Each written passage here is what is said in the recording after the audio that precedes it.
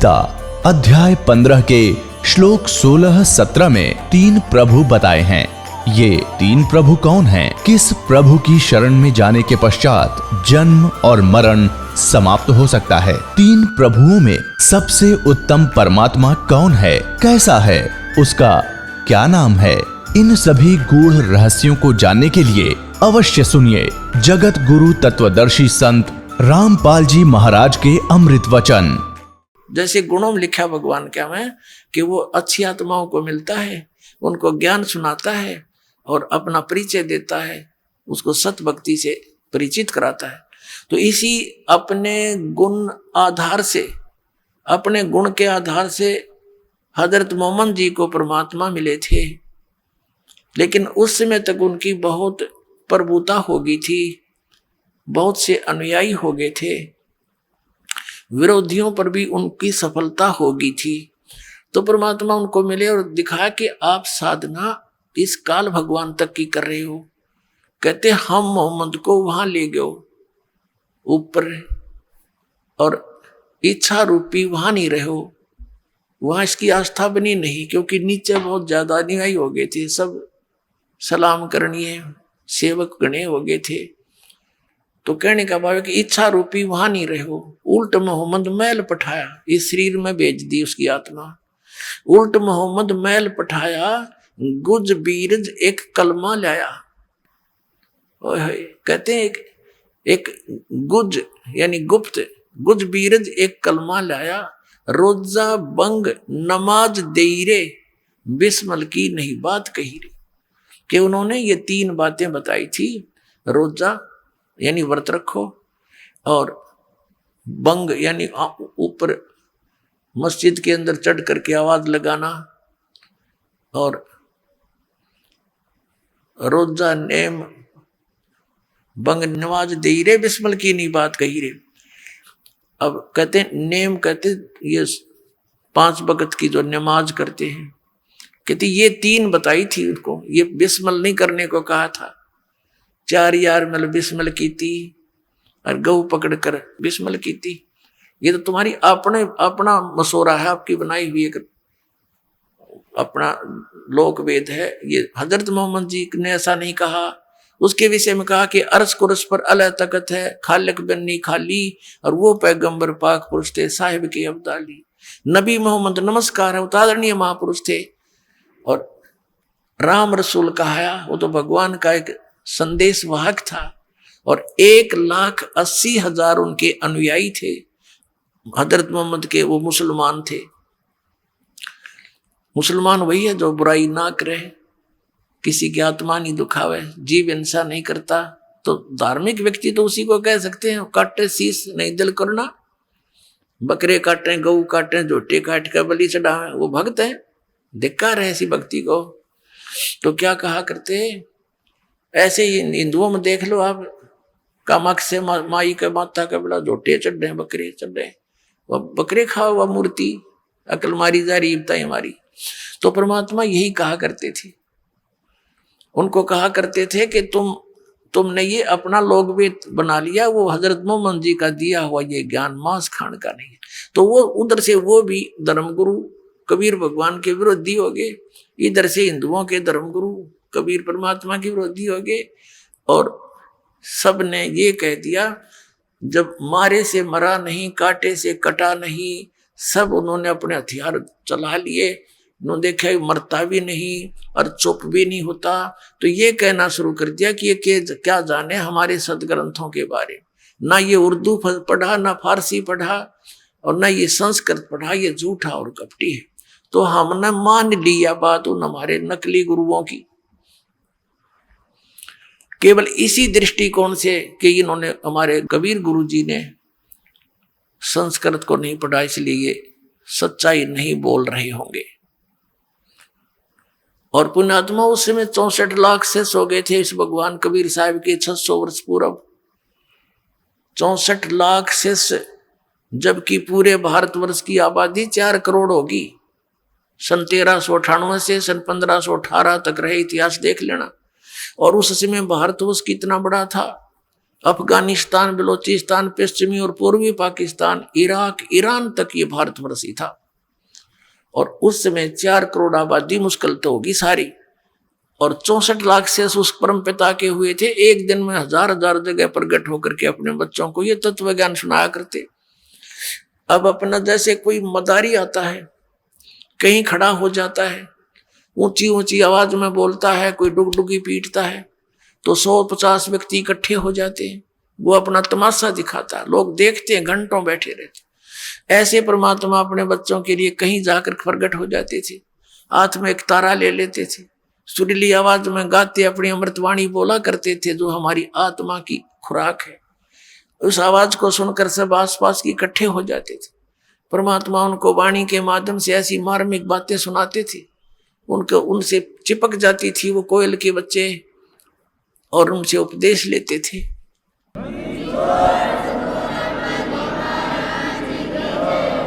इस प्रकार परमात्मा के 64 लाख शिष्य हो गए थे, लेकिन एक भी सफल नहीं हो पाया। कारण यही था कि हमने उनको संत माना, गुरु माना, और ऐसे ऐसी लीलाएं की, इतने सुख दिए उनको। जो भी उनकी शरण में आया आशीर्वाद से ठीक, फिर कुछ मंत्र दे दिए, ये जाप करो, जो ओरिजिनल मंत्र, जो 5 मंत्र होते हैं, वो मंत्र ये निरंकार ओंकार ये नहीं है, वो दूसरे मंत्र हैं, ये दिया करते थे कि जाप करो। तो उससे हमें दोबारा चार्ज करके उस समय परमात्मा उस समय और हमारे दुखों को दूर करके जो उनके संपर्क में आए, इतना सुख हो उस घर में जिसमें भगवान का उपदेश चला जा रहा, आशीर्वाद मिल जाए, तो सब आसपास के लोग चकित होने लगे। कुछ दिनों में 10-5 वर्ष में कि जी कैसे तुम्हारी इतनी बरकत होगी, कैसे तुम सुखी होगी, वो पूछने लगे। हमारे गुरु जी की कृपा है। तो ऐसे देखा देखी लाखों 64 लाख शिष्य परमात्मा के हो गए, और इतना सुख हो गया सबको, क्योंकि वो परमात्मा सुखदाई है, वो सुख का सागर है, वो हमारा पिता है, वो हमारे प्रारब्ध का भी नाश कर सकता है। और बाकी जितने भी संत महात्मा हैं, उनका इतिहास देख लो, उनका अनुभव और उनके विचार सुन लो, पढ़ लो। वो कहते हैं कि प्रारब्ध का में कोई परिवर्तन नहीं हो सकता, प्रारब्ध में लिखे हुए पाप कर्म दंड को तो भोग कर ही समाप्त करना पड़ता। फिर बाढ़ में जाओ ऐसी भक्ति जिसमें आपत्ति टूटनी वह टूटे जावे, और उसमें कोई बचाव नहीं हो, फिर क्या भक्ति की आवश्यकता। इसलिए नास्तिक होते जा रहा समाज। और फिर उस पूर्ति को जो भगवान की भक्ति से हमारी होनी थी, हम 2 नंबर का काम करके, रिश्वत लेके, मिलावट करके ऐसे पूर्ति चाहिए हमने, वो दूने पाप इकट्ठे हो गए। एक बार तो धनी होता दिखा, फिर बिरानवाटी, दुर्गति, बीमारी, पता नहीं कितनी आपदाएं इंसान पर आ जाती है, तो वहीं का वहीं फिर खड़े हो गया करके, भगवान से दूर भी हो गए, राहत भी नहीं मिली। तो भक्ति की विधि की कमजोरी थी। परमात्मा पूर्ण ब्रह्म की सत साधना ना मिलने से, जो पाप नाशक है उसकी शरण ना मिलने से, हमने जो हमारे पाप नाश नहीं कर सकता, उन भगवानों को पाप नाशक जान के लोक वेद के आधार से स्वीकार कर रखा था। ये मूल कारण था। अब हम उस ज्ञान को ग्रहण करेंगे जो हमारे सदग्रंथों में विद्यमान है। तो प्रसंग चल रहा है, परमात्मा कहते हैं कि पीछे लग गया जाऊं था लोक वेद के साथ, रास्ते में सतगुरु मिल गए और दीपक दे दिया हाथ। अब कबीर परमात्मा ने इस दास को मेरे पूज्य गुरुदेव के माध्यम से ये तत्व ज्ञान रूपी दीपक मुझे दे दिया। अब उस रोशनी में, उस टॉर्च में ये दास आप भी उसी ठीक रास्ते से जा रहा है, और जो दास पर विश्वास करते हैं उनको भी वो टॉर्च दे देता हूं जो मालिक ने मुझे दे रखी है। और आप भी फिर उसी टॉर्च को देख देख कर चलोगे, भटकोगे नहीं मार्ग को। अब जब हमारी आंखें बनेगी अंधा, तो कहीं भी कोई भ्रमित कर सकता उसको। तो पहले दास चाहता कि आपकी आंखें बनाऊं, इनको आंखों की रोशनी लाऊं, यानी तत्व ज्ञान रूपी ये ज्ञान आपको दूं, और ये चश्मा समझो, और मोतियाबिंद का ऑपरेशन करूं। ये बरवाला आश्रम में ही केवल ये मोतियाबिंद का ऑपरेशन है अज्ञान का, न विश्व में कहीं पर भी ज्ञान नाम की चीज नहीं। ये सत्य मान लो।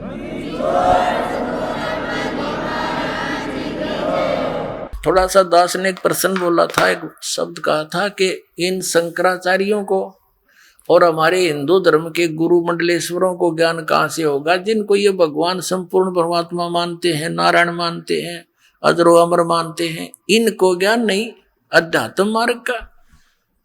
तो पुण्यात्मा ये एक 10वां 11वां अजूबा है जो ये बात कहनी कि ब्रह्मा विष्णु महेश ने ज्ञान नहीं अध्यात्म मार्ग का। लेकिन आज परमात्मा के बच्चे शिक्षित हो गए, नहीं तो पहला लठबाज लो मेरी गेला। और वो कर भी दिया था ना क्रोथा कांड, यही कारण था दास ये सच्चाई का था इन नकली आचार्यों की। या दुकानें बंद होने के कागार पा गई थी, इन्हें सोचा रोला रड़ा दे बात, दुनिया को बदनाम कर दो रामपाल को। कहीं ये सच्चाई जनता तक पहुंच गई तक तुम्हें धिक्कारेंगे और तुमसे भाग जाएंगे, तुम फिर कहां से चंदा मांग कर लाओगे। तो वो क्रोथा कांड करा दिया। लेकिन वो लीला थी दाता की, अपनी समर्थता दिखाई, आज सच्चाई ऊपर आई और पूरा विश्व धिक्कारेगा उन दुष्ट लोगों को जिन्होंने इतना दूर कर दिया समाज को, जो बहुत पहले हमारे पास आकर कल्याण कराना था।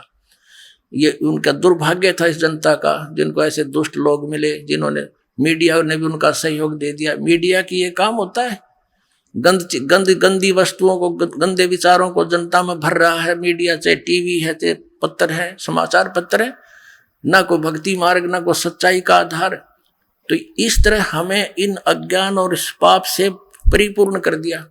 अब इस तत्व ज्ञान से और इस अध्यात्म ज्ञान से हमारे अंदर पुण्य बनेंगे। जहां जहां भी ये टीवी पे भी विचार जाते हैं, कबीर साहब दास बोल रहा है, कबीर परमात्मा की अमृतवाणी, तो जहां जहां जिसके कानों में पशु पक्षियों पर भी पड़ेंगे, उनमें भी असर करेंगे। ये सत्य मानना, ये परमात्मा की वाणी है।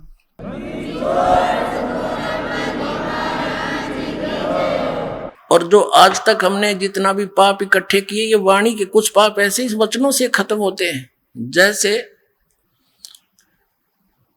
पुराने समय में कुछ तो वैद्य लोग अपनी वैद्य दवाइयों से इलाज करते थे, सर्प दंश का, सर्प काटे का, और कुछ ऐसे मंत्र बोलकर सिद्धि प्राप्त सिद्ध कर लेते थे मंत्रों को, वेद मंत्रों को, जो सर्प के विष को खत्म कर देता था, मंत्र बोल बोल के, वो वाणी उच्चारण कर करके। तो जैसे कोई सर्प डसा हुआ व्यक्ति बेहोश पड़ा है, अचेत, और वो मंत्र बोल रहा है, बोलने वाला गारडू वो सुन नहीं रहा वो व्यक्ति, लेकिन वो मंत्र उसकी बॉडी पर असर कर रहे हैं, उसकी आवाज बोल, वो मंत्र की जो आवाज है, वचन, और धीरे धीरे उसका सर्प का वो विष उतर जाता था और वो सचेत हो जाता था।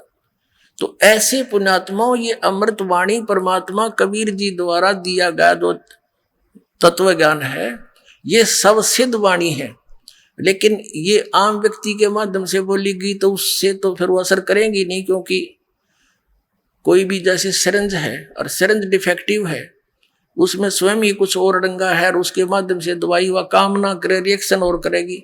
तो परम संत जो उसका अधिकारी है, उसके माध्यम से फिर वही वचन, वही औषधि बोली दी जाएगी कानों के माध्यम से, तो वो तुरंत असर करेगी। और जो नहीं सुन सकता, नहीं समझ सकते, पशु पक्षियों पर भी ये उस गार्डू के मंत्र की तरह काम करेगी। और जैसे अब टीवी पर चल रहा है ये प्रोग्राम, जनता को सभा गया ये सच्चाई, क्योंकि समझदार बुद्धिमान व्यक्ति है। आज कोई बालक नहीं, कोई इसको ढूंढना में बलो दे। अब तो दूध के जले हुए फूक मार मार कर पीवेंगे इस लस्सी को भी। तो दास चाहता है कि अच्छी तरह समझें, खूब ध्यान से सुने, 100 बार सुने, और फिर नाम लेना हो, आते कल्याण हो जाएगा, असमंजस में ना रहे। तो ये जो ज्ञान है, अब इस मीडिया का काम ये चाहिए था कि इस ज्ञान को पूरे विश्व में फैलावे, और इसका असर होगा सब प्राणियों पे, और जो इसमें सहयोग देता उसको भी पुण्य होता है। अरे नक्करा सारा उल्टा काम कर्म फोड़ दिया, अपने अपने भाग बिगाड़े और जनता को भगवान से दूर करने के ये महापापी हो गए। अब दास की प्रार्थना है कि पीछे हुआ सो हुआ, अब तो समाज जागना चाहिए और एक दिन आवेगा, याद रख लेना। इस परमात्मा के दास जो बोल रहा है भगवान की वाणी, इसके अतिरिक्त कोई सत्संग टीवी पर नहीं रहेगा, ये याद रख लेना इस बात को।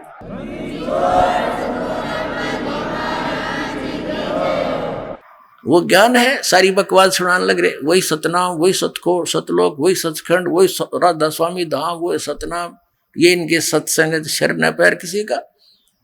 और ये तो हमारे गुरु, धर्म गुरु सुनाते हैं, सारा गीता जी के विपरीत ज्ञान, वेदों और पुराणों के विपरीत ज्ञान देते हैं। इन्हें कौन सुना करेगा? ये ऐसे बकवादों को जो इन हमारे अंदर ठोक रखी थी, हमें मूर्ख बना रखा था, कोई नहीं सुनेगा। तो एक दिन ऐसा आएगा केवल यही सत्संग विश्व में और यही ज्ञान और एक भगवान का भी हिसाब ही रहेगा। ये भगवान का आदेश समझ लो। और पूरे विश्व में सतयुग जैसा माहौल होगा, अब होगा। ये जय गुरुदेव मथुरा वाला, उस राधा स्वामी वाले ही विचारों को, शिवदयाल जी वाले विचारों की को नई बोतल में डाल कर जय गुरुदेव बना कर धर गया। और सन 1950 से सत्संग कर रहा है और अब इनकी मृत्यु हुई अभी इस मई के महीने में, उस श्री तुलसीदास जय गुरुदेव पंथ के प्रवर्तक की। और ये कहा करता था कि जय गुरुदेव सतयुग आओगा, हमारा जन्म भी ना हुआ था। हम जब थोड़े बहुत होश में आए, जब द्वारों पर लिखा देखा करते जय गुरुदेव सतयुग आओगा, जय गुरुदेव सतयुग आओगा। वहां भी बढ़िया अच्छी बात, सतयुग आओगा, हमारा सही टाइम पर जन्म हो गया। अब कलयुग तो और आ गया, पर सतयुग आसपास दिखा नहीं हमने। कलयुग और आ गया, बल्कि उससे बढ़ गया। वो पुण्यात्मा थे, बहुत पुण्यात्मा थे, पिछले जन्म के भक्ति से परिपूर्ण थे। लेकिन आगे जैसे कोई बैटरी चार्ज होती है पहले की, इन्वर्टर भी, उस इन्वर्टर की बैटरी चार्ज है, चाहे उस पर चार्जर भी नहीं लगा रहा, कनेक्शन कट रखा है, तो भी वो अपना काम करती है। पंखा भी चलता है, ट्यूब भी जगती है, और ऐसे लगता है बिल्कुल ठीक है। आगे चार्जर न होने से एक कदम सब सुविधाएं बंद हो जाती हैं, वो फिर फटफट करके बंद हो जाता है। तो ये पुण्यात्मा थे। शिवदयाल जी राधा स्वामी पंथ के प्रवर्तक को परम धनी मान के इसका फंस गए, उसी परंपरा से जुड़े हुए थे, क्योंकि अब स्वयं इनके वचन में शक्ति थी। पिछले पुण्यकर्मी प्राणी थे, उनसे भी अधिक थोड़े ही समय में जनता को अपने पीछे लगा लिया, महात्मा बुद्ध की तरह। और पुण्यात्माओं, सत्कर्मान लेना, ये राधा स्वामी पंथ, धन धन सदगुरु पंथ, सच्चा सौदा पंथ, और ये बालयोगेश्वर पंथ और ये निरंकारी पंथ, ये सारे काल प्रेरित पंथ है। और इनके द्वारा बताई गई साधना बिल्कुल यूजलेस है, इसका कोई लाभ नहीं, क्योंकि ये शास्त्र अनुकूल नहीं। तो पुण्यकर्मी प्राणी अपने आप पिछले संस्कारों से थोड़ा बहुत लाभ हो रहा था, जैसे दास बता रहा था, और इन्हीं को श्रेय मिल रहा था कुछ। अगर ये भक्ति स्टार्ट ना होती, दाता हम पर दया नहीं करते, तो वो चीन जैसा हाल भारत में हो जाना था, और 50-100 वर्ष के बाद। ये गारंटीड बात समझे। भक्ति में आस्था नहीं रहती, सभी भगत इतने, और जो की तो बकवादे, किसी ने विकार छोड़ नहीं रखे, कोई बुराई त्याग नहीं रखी है, सब वही नू के रिश्वतखोरी, शराब के ठेके बढ़ गए, तम्बाकू का सेवन बढ़ गया, भांग पीने लग गए, सुल्फे पीने लग गए बच्चे। अब इस ज्ञान से अब धीरे धीरे देखना, ऐसे शांति आ जाएगी। माया किस लिए जोड़ती हूं? बड़ी कोठी बनाएंगे, बड़ी कार खरीद कर चलेंगे, और 1 मिनट में मृत्यु हो जा, कुत्ता बन के शहर से पट्टा, कभी कार के नीचे घर, कभी कोठी के पीछे गए, वहीं घूमया करेगा। तो जो कार्य हमने करना चाहिए था वो भूल रहे थे हम, अब उसको करेंगे। और उसके करने से ये सुख जो भौतिक है, ये तो बिना मांगे आपके चरणों में पड़ी रहा करेंगे। ये परम पिता का वचन समझ लेना, कबीर भगवान का। सत्कर मानना। तो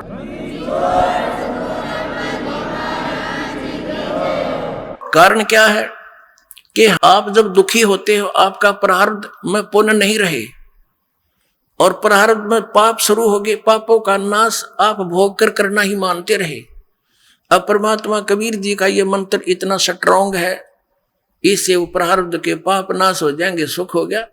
पैर में कांटा लगा हुआ है, अब इन लोगों का तो ऐसा विधान था जैसे किसी के पैर में कांटा लगा है और वो कहता है कि जी मुझे पैर में दुख हो रहा है। उसने धो मांज कर देख लिया कि इसको आपको कांटा लगा है।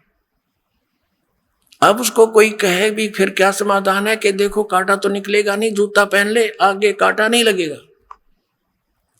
अब कांटा लगे पैर में जूता पहना नहीं जा सकता, वो तो कांटा निकले और फिर जूता पहने और इस डर से पहनेगा कहीं फिर ना कांटा लग जा।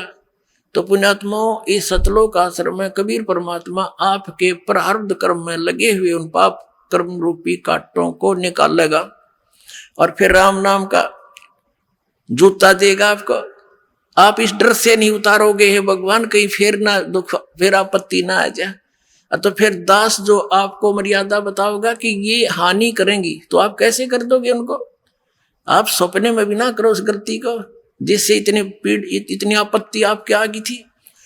तो इस कारण से आप हमारा समाज एकदम मानव समाज बुराइयों से ऐसे बहुत दूर हो जाएगा। अब हमारा माहौल खराब हो गया, सब जगह कोई ड्रिंक कर रहा है, कोई बीड़ी सिगरेट पी रहा है, कोई सिनेमा देख रहा है, कोई बकवाद कर रहा है। तो हमारे बच्चे फिर उनके सराउंडिंग रहते हैं तो वो सारे ऐसी बुराई करके अब हमारी बहुसंख्या हो जाएगी बुराइयों से दूर रहने वालों की। तो हमारे संग में आएगा उनको भी हम ना भाई यहाँ नहीं पीना, जब मैं हाथ नहीं लगाऊंगा, हमारे घर में भी मत पीना, हमें हानि हो जाएगी। तो वो भी लज्जा आएगी उनको। एक भगत कह रहा था जी मैं तो इस मेरे भतीजे ने भगत बना दिया। बोला कैसे? कि मेरे छोटे भाई का लड़का, मुझे बहुत प्रेम उसमें, और कहीं नौकरी करता था, साल भर के बाद आया, मैंने उसको प्यार से अपने लगा उठाया गोदी से, तो मेरे मुंह से बीड़ी की बदबू आ रही थी। तब तो वो चुप रहा, उसको पता नहीं ये कहाँ से आ रही है। फिर मैंने बीड़ी लगाई, कहने लगे अंकल ताऊ जी नहीं, यहाँ पीना भी नहीं हमारे घर पे, इसको फेंक दे, बहुत बुरी चीज है। मैंने जैसे तैसे करके वो कहता रहा, मैंने पी ली, उठ के चला गया, मैं तेरे से बात नहीं करूंगा। अब वो ऐसे ही करता रहा, कई बार मन में शर्म आने लगी कि छोटा सा बालक और ये डूके या बुरी चीज और मैं पीऊं। बोला मैंने वह फेंकनी पड़ी, नाम तल लिया और बाद में, पर उसके कहने से बुराई छोड़नी पड़ी।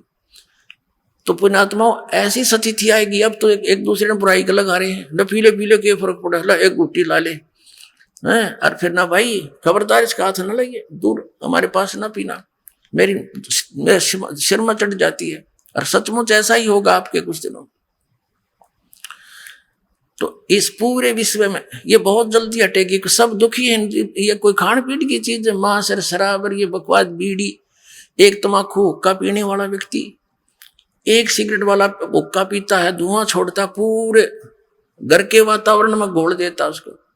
तो वो उसका पिया हुआ उसके बच्चे भी पीवे, उसके सांसों द्वारा अंदर जा, उसकी पत्नी बच्चे बहन भाई सब, वो सब का नाश कर रहा है। तो इस प्रकार इस बुराई से हमने दूर होना पड़ेगा। और होंगे ही, हम बालक थोड़े हैं, और परमात्मा साथ देगा इस जीव का, नहीं जीव के बस का नहीं, बुराई छोड़ दे, मालिक का सहयोग भी आपके साथ रहेगा। अब दास आपको एक प्रसंग, एक कंसेप्ट क्लियर करने चला है कि दास ने एक वचन बोला कि ब्रह्मा विष्णु महेश को ही अध्यात्म ज्ञान नहीं, तो इन हमारे आचार्य शंकराचार्यों और गुरु धर्म गुरुओं को कहां से होगा? अपने आत्माओं, हम इन अपने धर्म गुरुओं से पूछा करते थे कि ब्रह्मा विष्णु महेश ये इनके कोई माता पिता हैं? ये कहा करते तो अजन्मा है।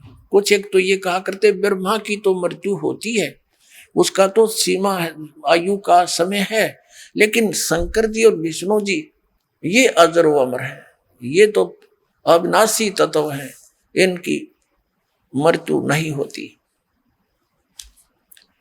और फिर कोई इनसे पूछता कि ब्रह्मा विष्णु महेश किसकी भक्ति करते हैं? तो कोई तो हमारे ये नकली धर्मगुरु कहा करते या अपने स्वरूप का ध्यान करते हैं, क्योंकि अयम आत्मा ब्रह्म की आत्मा ही ब्रह्म है, अहम ब्रह्मास्मि, उस वाक्य को, अपने उस अज्ञान वाक्य को और प्रमाणित करने के लिए अब ना इन्होंने सदग्रंथों को आधार बनाया, अब पुराणों को ये सत्य मानते हैं हमारे धर्मगुरु, पवित्र हिंदू धर्म के धर्म गुरु जितने भी हैं ये पुराणों को सत्य मानते हैं।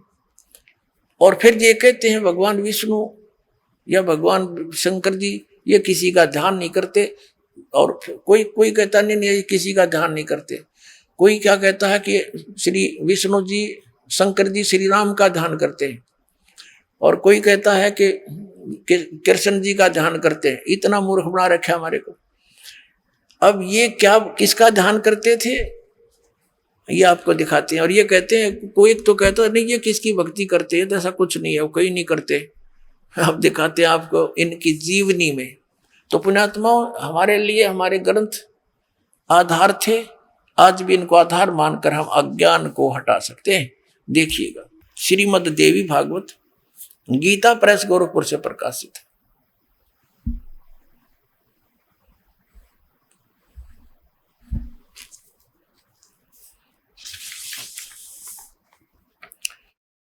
संक्षिप्त श्रीमद् देवी भागवत यानी देवी पुराण, संपादक हनुमान प्रसाद पोदार, चिमनलाल गोस्वामी।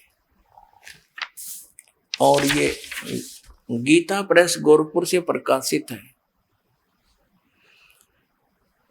और वहीं से मुद्रित है।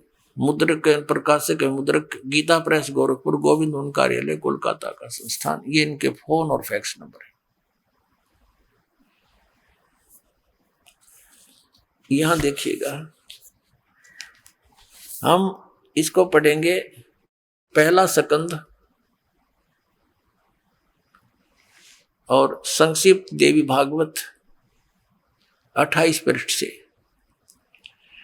ये व्यास जी और नारद जी की वार्ता हो रही है।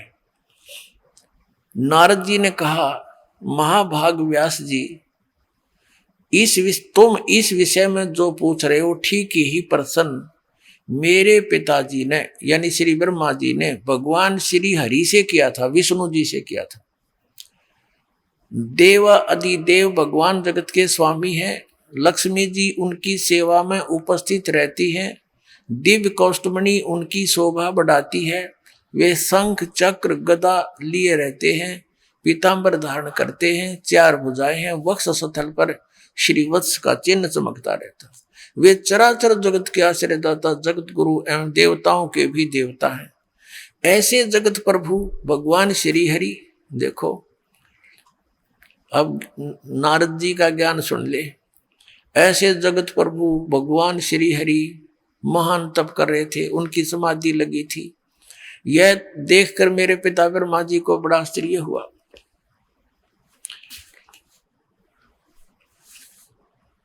बड़ा आश्चर्य हुआ, बड़ा आश्चर्य। अतः उन्होंने उनसे जानने की इच्छा प्रकट की।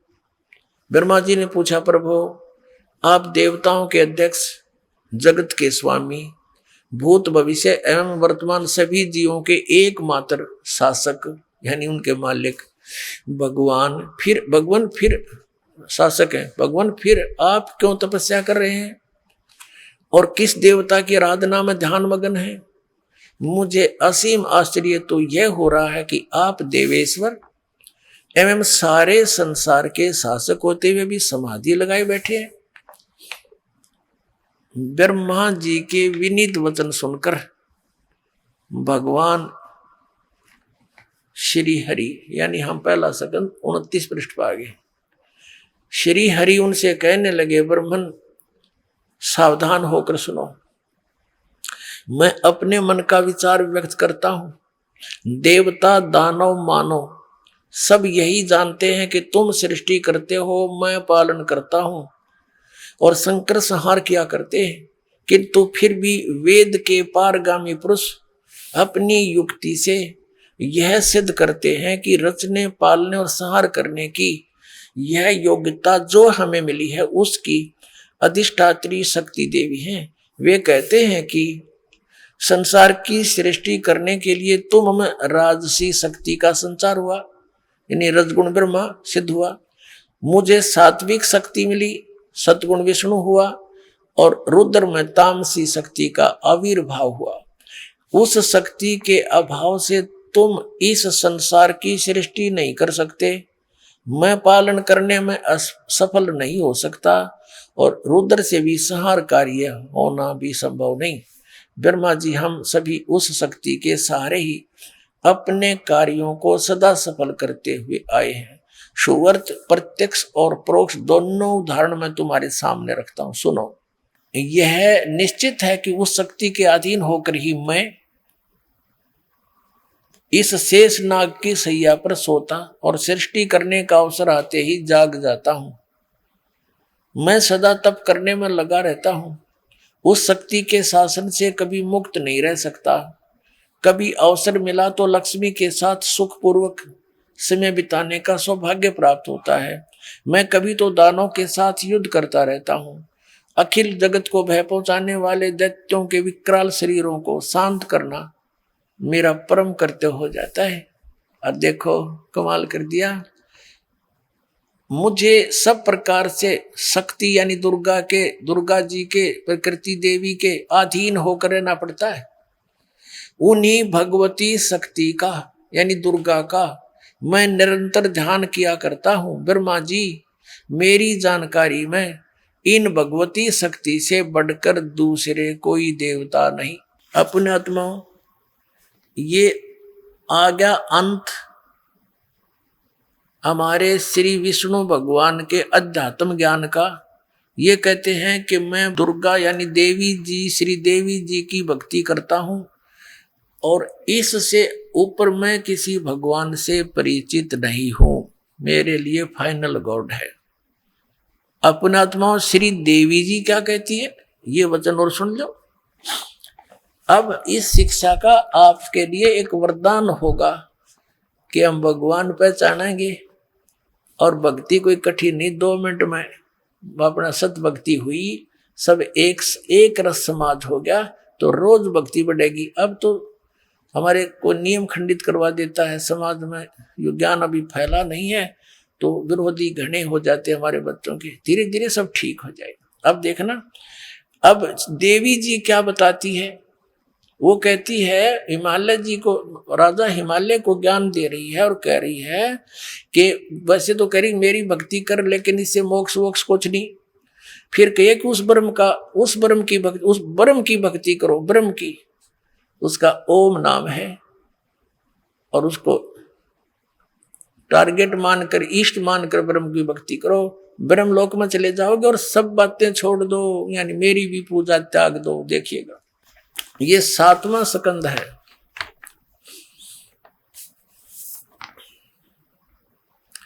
संक्षिप्त देवी भागवत 562 पृष्ठ पे देवी द्वारा हिमालय को ज्ञानोपदेश यानी ब्रह्म स्वरूप का वर्णन।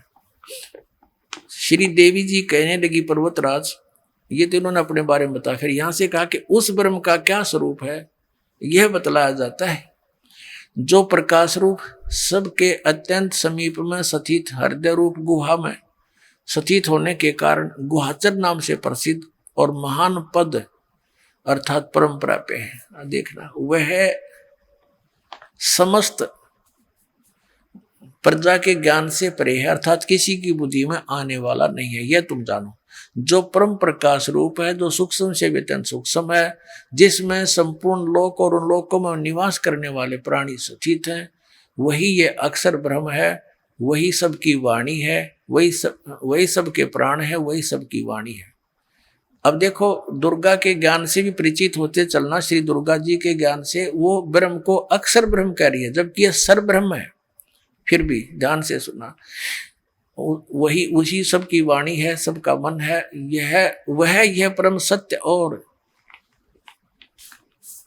अमृत अविनाशी तत्व है। सौम्य, उस वेदने योग्य लक्ष्य का तुम वेदन करो, मन लगाकर उसमें तन्मय हो जाओ। ये तो वही बात आगे नीचे आते हैं, उसका ओम नाम है और ब्रह्म को लक्ष्य मानकर जीवात्मा जाप करे। यहाँ स्पष्ट कर दिया, उस एकमात्र परमात्मा को ही जाने, दूसरी सब बातों को छोड़ दे। अर्थात मेरी पूजा भी मत करना और कोई पूजा नहीं करना, केवल एक ब्रह्म की पूजा करो। यही अक्षर यही अमृत रूप परमात्मा के पास पहुंचाने वाला पुल है। संसार समुद्र से पार होकर अमृत स्वरूप परमात्मा को प्राप्त कराने का यही सुलभ साधन है। इस आत्मा का देखो ये लिखा है कि अंतर्यामी रूप से वर्तमान है।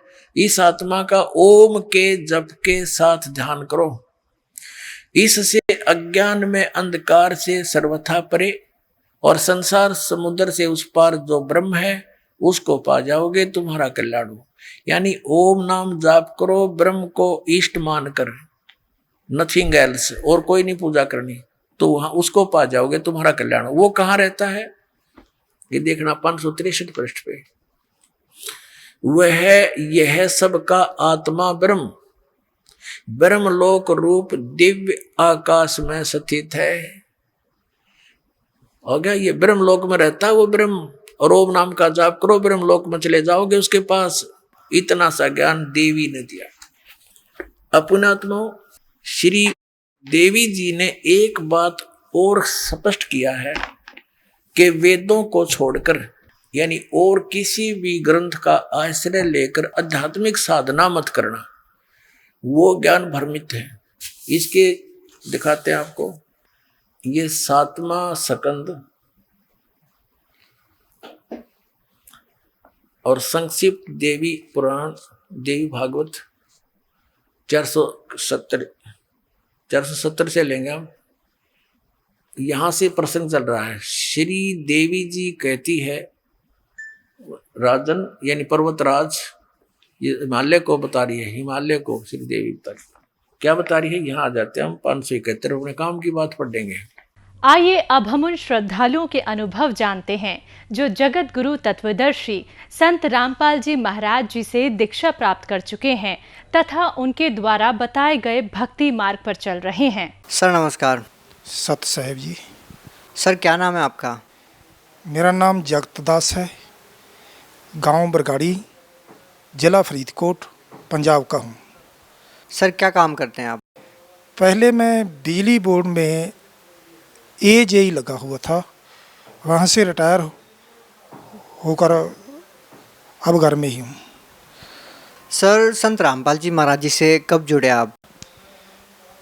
संत रामपाल जी महाराज जी से मैंने 25 जनवरी 2013 को नाम दीक्षा ली है। सर संत रामपाल जी महाराज से नाम दीक्षा लेने से पहले आप क्या भक्ति साधना करते थे? 1 जनवरी 1996 को मैंने दिव्य ज्योति जागृति संस्थान से नाम दीक्षा ली और वहाँ से ही मैंने जनवरी 1997 में प्रचार करना शुरू कर दिया और अक्टूबर 1997 में मुझे महाराज आशुतोष जी ने आगे नाम दीक्षा देने की अनुमति दे दी।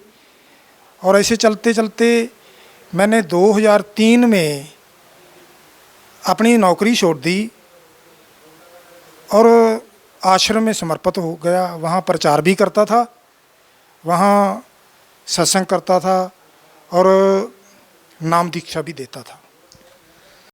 सर आपने बताया कि आप पहले आशुतोष महाराज से जुड़े और आशुतोष महाराज जी ने आपको नाम दीक्षा देने का आदेश दिया, यानी कहा जाए कि आप एक धर्मगुरु बने और आपने लोगों को नाम दीक्षा देना शुरू किया। सर आपने अपने जीवन काल में कितने लोगों को नाम दीक्षा दी और कितने आपने सत्संग किए? सत्संग तो मैंने इतने सालों में तकरीबन 2000 के करीब कर दी होगी और नाम दीक्षा भी बहुत लोगों को दी, जहाँ जहाँ जाते थे देते थे। सर आप खुद एक धर्मगुरु थे, खुद एक आप संत थे, खुद नाम दीक्षा देते थे, तो फिर संत रामपाल जी महाराज के शरण में आने की क्या जरूरत आन पड़ी?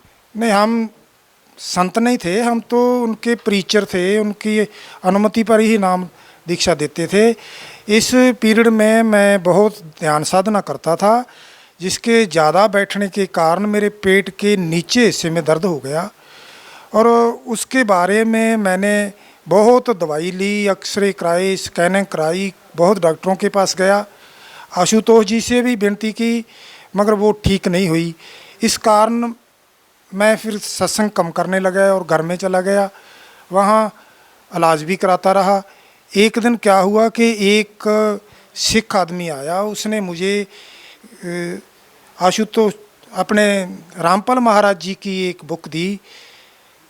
उस बुक को पढ़ने के बाद मैं रामपाल महाराज जी के आश्रम सतलोक आश्रम बरवाला में गया और वहाँ से नाम दीक्षा ले ली। सर आप खुद नाम दीक्षा देते थे, आपके पास मंत्र जाप थे, आप कौन से मंत्रों का जाप करते थे जो आशुतोष महाराज जी ने आपको दिए? दिव्य ज्योति जागृति संस्थान में 4 किस्म की क्रियाएँ कराई जाती है।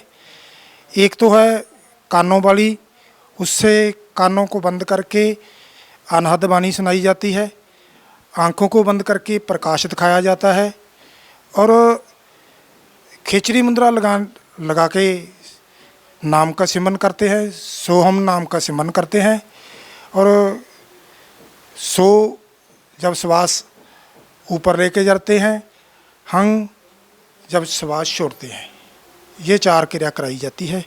सर आपको आशुतोष महाराज जी ने नामदान देने की आज्ञा दी, आप खुद नाम दीक्षा देते थे, तो फिर सर आपको उन मंत्रों का लाभ क्यों नहीं मिला, क्यों आपको बीमारियों ने घेरा? ये बात पहले तो हमें समझ में नहीं आई। जब हम किसी परिचर साथी से जहाँ महाराज जी से पूछते थे तो कहते थे ये आपके कर्म है, ये तो भोगने पड़ेंगे। और जब मुझे किताब मिली संत रामपाल जी महाराज की, उसको पढ़ा तो फिर मुझे पता चला कि हम तो जो भक्ति कर रहे हैं ये नीचे स्तर की भक्ति है, ब्रह्म तक की बात करते थे वो। हम ग्रंथ को भी पढ़ते थे तो उसमें पार ब्रह्म पूर्ण ब्रह्म की बात आती थी, उसके बारे में मुझे ज्ञान पहले नहीं था। जब मैंने ज्ञान गंगा पुस्तक पढ़ी तो उसमें पता चला कि ब्रह्म एक नहीं है, जो 3 रंजन ब्रह्म है, परब्रह्म है और एक पूर्ण ब्रह्म है। तब मेरे अंदर ऐसी जिज्ञासा उठी कि मुझे भी पूर्ण ब्रह्म का ज्ञान होना चाहिए। और जिस दिन मैं किताब पढ़ ली तो मैं सारी रात रोता रहा कि संसार के सुख भी छोड़ दिए, नौकरी छोड़ दी और आगे मुझे पूर्ण ब्रह्म परमेश्वर का ज्ञान अभी तक मिला नहीं। पता नहीं मेरा जीवन ऐसे बर्बाद हो जाएगा। फिर मैं अगले ही दिन संत रामपाल जी महाराज जी के पास सतलोक आश्रम बरवाला जिला सार में पहुंचा, वहां जाकर नाम दीक्षा ली। सर लाखों लोग देवी ज्योति संस्थान से जुड़े हुए हैं, आशुतोष महाराज जी को फॉलो करते हैं। आप खुद एक, जैसे कि आपने बताया कि आप एक परिचर्य, आप खुद नाम दीक्षा देते थे। सर आप उन लोगों को क्या कहना चाहेंगे जो लोग देवी ज्योति संस्थान से जुड़े हुए हैं और ये सोच के उनसे नाम दीक्षा लिए हुए हैं कि उनको एक मोक्ष मार्ग मिलेगा, जब आप खुद ही उनकी भक्ति से सेटिस्फाई नहीं हैं, आप खुद नाम दीक्षा देते थे, तो उन लोगों का क्या होगा? आखिर वो लोग ये क्यों नहीं समझ पा रहे हैं कि आप लोग सही भक्ति में लगे हुए हैं या नहीं लगे हुए, या आपको कोई गलतफहमी हुई है? क्या कहना चाहेंगे? आज संसार में देखा जाए तो जो भी जहाँ भी जाता है उसको ही बड़ा मान रहा है, उसके आगे जानने की कोई कोशिश नहीं कर रहा है। उनको समझाएंगे, बताएंगे तो भी जल्दी से वो छोड़ने को तैयार नहीं है। मैं मेरे भाइयों को बेनती करूँगा कि वो संत रामपाल जी महाराज के सत्संग प्रवचन जो साधना चैनल पर शाम को 7:40 से 8:40 पर आते हैं वो सुने, निष्पक्ष होकर सुने और उनके द्वारा रचित धार्मिक पुस्तक है ज्ञान गंगा, उनको पढ़ें। 1 बार 2 बार 3 बार पढ़ें और पढ़ने के बाद मेरी तरह निर्णय लें कि आपने ब्रह्म तक की भक्ति करनी है या पूर्ण ब्रह्म परमेश्वर के पास जाकर सदा के लिए मोक्ष कराना है। पढ़ने के बाद, ज्ञान को जानने के बाद संत रामपाल जी महाराज की शरण में आकर इस ज्ञान को प्राप्त करें। सर देखिए, आज तक संत रामपाल जी महाराज पर आरोप लगे थे कि वो अन्य धर्मगुरुओं की निंदा करते हैं, तो सर आज आप खुद ही आशुतोष महाराज की भक्ति पर प्रश्न चिन्ह खड़ा कर रहे हैं। क्या आपके ऊपर भी ये आरोप लगाना उचित होगा कि आप आशुतोष महाराज की निंदा कर रहे हैं? देखो, ये बात निंदा की नहीं है। हम पहले सभी लोग पढ़ने लगते हैं तो प्राइमरी पास करते हैं, मगर उसको पकड़ के बैठ नहीं जाते, फिर मिडिल करते हैं, हायर क्लासेस जाते हैं, कॉलेज जाते हैं। जो जहाँ भी जाते हैं हम उनकी निंदा नहीं करते, उनको ये बताते हैं, ये नहीं कहते कि उनका मार्ग गलत है, ये बताते हैं कि भाई ये मोक्ष का मार्ग नहीं है, उनका मार्ग मोक्ष का नहीं है। नीचे की भक्ति करते हैं, वो बुरे कर्म भी छुटाते हैं, ये तो हो सकता है, समाज सुधारक हो सकते हैं, मगर पूर्ण मुक्ति का जो मार्ग है, पूर्ण ब्रह्म परमेश्वर की जो भक्ति है, वो संत रामपाल जी महाराज जी के पास है। उनके पास जाकर जो भक्ति करेंगे तब ही हमारी मोक्ष होगी, ये निंदा नहीं है। सर, बड़ी विचित्र बात है कि इतना बड़ा पंथ दिव्य ज्योति संस्थान वो लोगों को ऐसी भक्ति विधि बता रहा है जो पूर्ण नहीं है, और एक संत रामपाल जी महाराज जी जिन्होंने कुछ ही साल पहले सतलोक आश्रम बरवाला में एक अद्भुत भक्ति साधना प्रारंभ की और लोगों को दुखों से निजात दिलाने लगे। सर, लोग कैसे समझेंगे कि संत रामपाल जी महाराज जी पूर्ण संत है, क्योंकि संत रामपाल जी महाराज की वेशभूषा को देख के नहीं लगता कि वो संत है। जैसे कि दिव्य ज्योति संस्थान में उनके जो परिचर हैं आशुतोष महाराज जी जो थे, उनका जैसे भी वेश था, उनकी वेशभूषा को देख के लगता है कि वो एक संत है। लेकिन संत रामपाल जी महाराज की भक्ति विधि आप लोग बता रहे हैं कि सही है, लेकिन उनको देख के ये नहीं लगता कि वो एक संत है। क्या कहना चाहेंगे, एक वेश का होना क्या एक संत को प्रमाणित करता है कि वो एक संत है? महापुरुष कहते हैं, वेश पेश मत भूलिए, पूछ लीजिए ज्ञान। संत की पहचान वेश से नहीं होती, वेशभूषा तो कोई भी बना सकता है। संत की पहचान उसके ज्ञान से होती है। इसलिए जे संत रामपाल जी महाराज जी की पहचान करनी है तो उसकी पहचान ज्ञान से हो गई। जो उनका ज्ञान है, वो उनके ज्ञान की जो विधि है, जो तरीका है, वो हमारे चारों वेदों के अनुसार है, श्रीमद् भगवत गीता के अनुसार है, बाकी धार्मिक ग्रंथों के अनुसार है। जो संत हमारे धर्म ग्रंथों में लिखी हुई विधि विधान के मुताबिक, विधान के अनुसार पूरा ज्ञान देता है, वह संत है। कोई वेशभूषा संत नहीं है, कोई चोला संत नहीं है, कोई उनका रहन सहन संत नहीं है। संत की पहचान उनके ज्ञान से होती है। सर, आप खुद दिव्य ज्योति संस्थान में एक परिचर रहे हैं, आपको इतनी सारी बीमारियों ने घेरा, आपने आशुतोष महाराज जी से पर्सनली जाके मुलाकात की दुखों के बारे में, फिर भी आपको निजात नहीं मिली। क्या संत रामपाल जी महाराज से नाम दीक्षा लेने के बाद आपको उन दुखों से निजात मिली, छुटकारा मिला? मेरा जो पेट दर्द था, मुझे नहीं पता था कि गुरु जी से प्रार्थना करनी है, संत रामपाल जी महाराज जी से प्रार्थना करनी है, मुझे नहीं पता था, मैंने नहीं की। और जब मैं बाहर आया तो मुझे एक लिखा मिला शंका समाधान। वहाँ आया तो वहाँ आकर मैंने बताया कि मेरे पेट दर्द है। तो शंका समाधान में कहते जा, आप इस दरबार में आ गए हो, पेट दर्द अब तो रहेगा नहीं। उस दिन के बाद आज तक तकरीबन 3.5 साल हो गए हैं, मेरे कोई पेट दर्द नहीं हुआ। सर, संत रामपाल जी महाराज से नाम दीक्षा लेने के बाद आपको और क्या लाभ मिले? लाभ तो अनेकों मिले हैं, मगर मैं 1-2 ही बयान कर पाऊँगा, समा इजाज़त नहीं दे रहा है। मेरी भक्तमती है, उसके गले में इतनी बड़ी गांठ थी। हमने डॉक्टरों को दिखाया, डॉक्टर बोलते हैं कि इसका ऑपरेशन होगा। वो कहती मैं ऑपरेशन तो कराऊंगी नहीं। फिर मैं गुरुजी संत रामपाल जी महाराज जी के पास गए, वहाँ प्रार्थना की गुरुजी ये इतनी बड़ी गांठ है, डॉक्टर कहते हैं ऑपरेशन कराओ। तो संत रामपाल जी महाराज जी ने आशीर्वाद दिया कि बेटा कोई ऑपरेशन नहीं कराना है, ये ठीक हो जाएगी। वो 15 दिन के बाद ही ठीक हो गई। और उसके बाद मेरे काला मोतिया था, 2011 में हुआ था। डॉक्टर ने बता दिया था कि ये मौत तक दवाई लेनी पड़ेगी, ये बीच में छोड़ेगा निगाह चली जाएगी, दोबारा नहीं आएगी, इसलिए मरण तक की दवाई चलेगी, इसका और कोई इलाज नहीं है। मैंने संत रामपाल जी महाराज से प्रार्थना की, गुरुजी मुझे काला मोतिया है। तो गुरुजी कहते बेटा दवाई ले ले, ठीक हो जाएगा। मैंने दवाई लेता रहा और थोड़ा समय बीत गया तो मैंने तो ध्यान ही नहीं दिया। एक दिन सिर में बहुत दर्द हुआ, डॉक्टर ने चेक किया, वो कहता अपनी आँखों की दृष्टि चेक कराओ। आँखों की दृष्टि चेक कराई, मैं वही पर्ची लेकर गया तो डॉक्टर ने चेक करके कहा कि मुझे नहीं लगता कि आपको काला मोतिया है। कहता मैं एक चेक करता हूँ।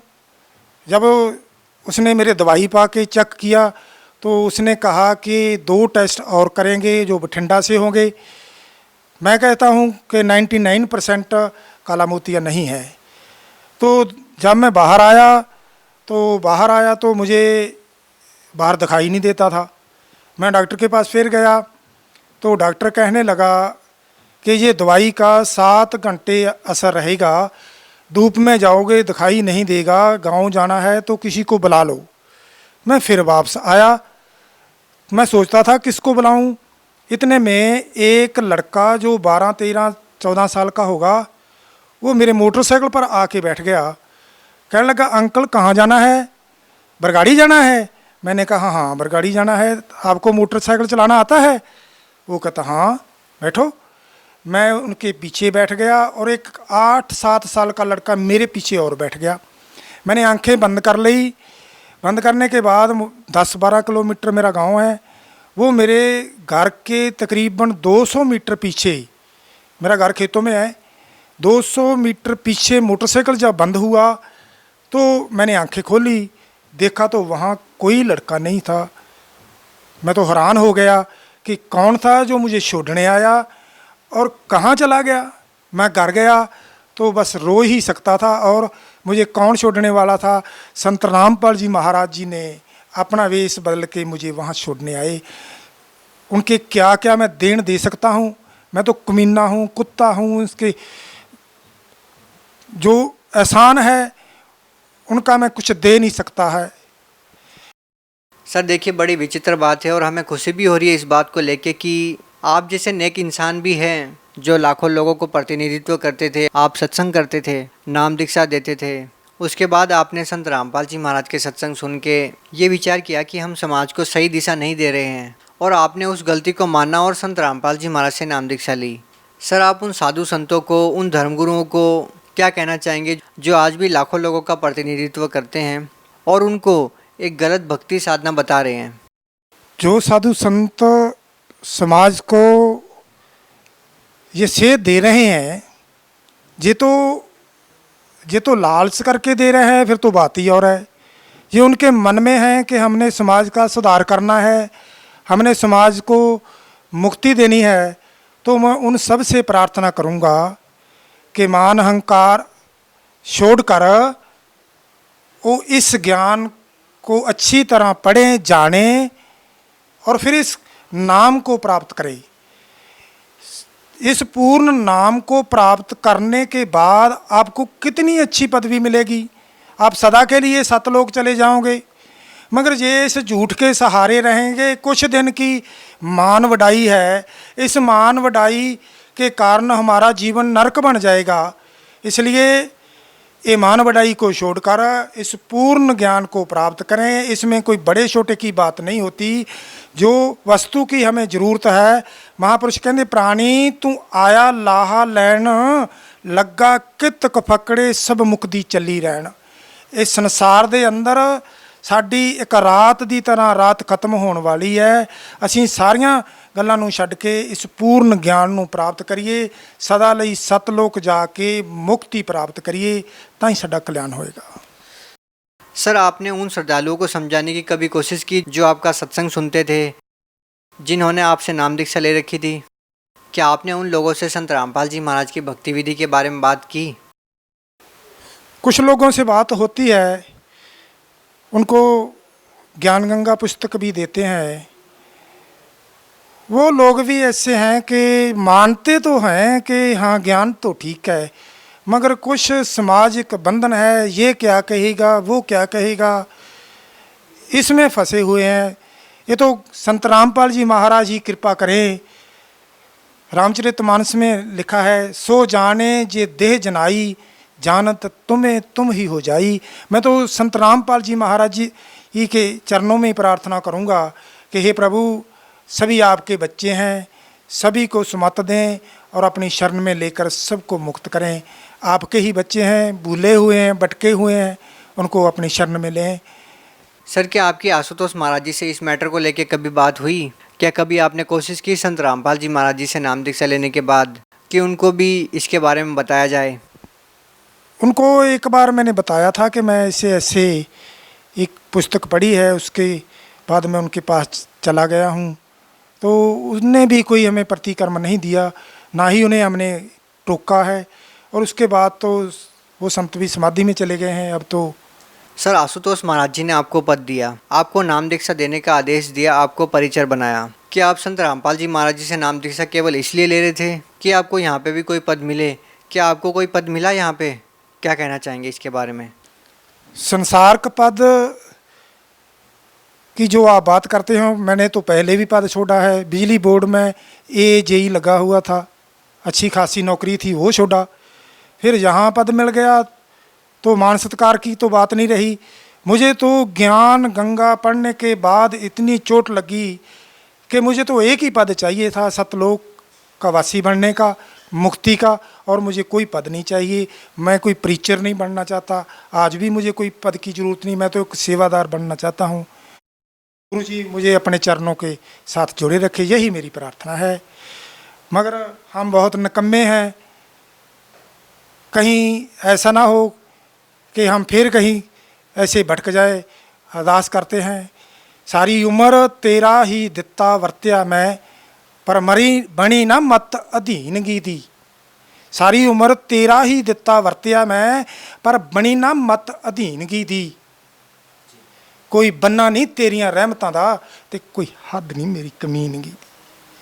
जी, बहुत अच्छी बात आपने कही कि इतना सब कुछ आपके पास होते हुए भी आप आज संत रामपाल जी महाराज से नाम दीक्षा लेने के बाद इतनी आधीनी से भक्ति कर रहे हैं। वाकई में संत रामपाल जी महाराज ने आपको सही भक्ति विधि बताई है। हम आपसे एक बात और जानना चाहेंगे कि संत रामपाल जी महाराज के जितने भी अनुयायी हैं वो किसी न किसी अन्य धर्म से जुड़े हुए हैं, जैसे कोई सिख धर्म से है, कोई इस्लाम धर्म से है, कोई हिंदू धर्म से है, कोई ईसाई धर्म से है। हम आपसे ये जानना चाहते हैं कि संत रामपाल जी महाराज आखिर किस धर्म को श्रेष्ठ मानते हैं? धर्म किसी ने लिखा है, sects are many religion is a one. रास्ते तो अलग हो सकते हैं, धर्म तो एक है, वही मानव धर्म है, परमात्मा का धर्म है। दूसरे तो रास्ते बनाए हैं। सभी धर्म हैं जो किसी को भी संत रामपाल जी महाराज बुरा नहीं कहते हैं, मगर वो ही पवित्र है जो पूर्ण ब्रह्म परमेश्वर की शरण में आकर मुक्त हो जाए, वही धर्म अच्छा है। सर, भगत समाज को क्या संदेश देना चाहेंगे? सभी भक्त समाज को मैं संदेश यही देना चाहूँगा कि आप अपने मन से पहले जहाँ आप जुड़े हैं वो बात निकाल दें कि ये बड़ा है, इससे बड़ा और कोई नहीं है, और जानने की कोशिश करें। संत रामपाल महाराज जी की एक बुक नहीं है, गीता तेरा ज्ञान, गहरी नज़र गीता, पवित्र ज्ञान गंगा, जहाँ सत्संग सुने, सत्संग सुनने के बाद उसको पूरी तरह जान लें कि पूर्ण ब्रह्म का ज्ञान क्या है। उसके बाद ही संत रामपाल जी महाराज जी की शरण में आकर ये ज्ञान प्राप्त करें और मुक्ति को प्राप्त करें। जहाँ गया हुआ मनुष्य दोबारा इस संसार में नहीं आता, सदा के लिए मुक्त हो जाता है, ऐसा ज्ञान प्राप्त करें। जो मनुष्य संत रामपाल जी महाराज को एक शरीर समझता है वो बड़ी भूल करता है। हम जितने भी भक्त हैं संत रामपाल जी महाराज को शरीर नहीं समझते, वो भगवान हैं, वो कबीर परमेश्वर ही आप खुद आए हुए हैं संत रामपाल जी महाराज जी के शरीर में। और जिसने ये जान लिया है तो उसको कोई कभी भी कोई शंका नहीं हो सकता। जी, बहुत बहुत धन्यवाद सर आपका।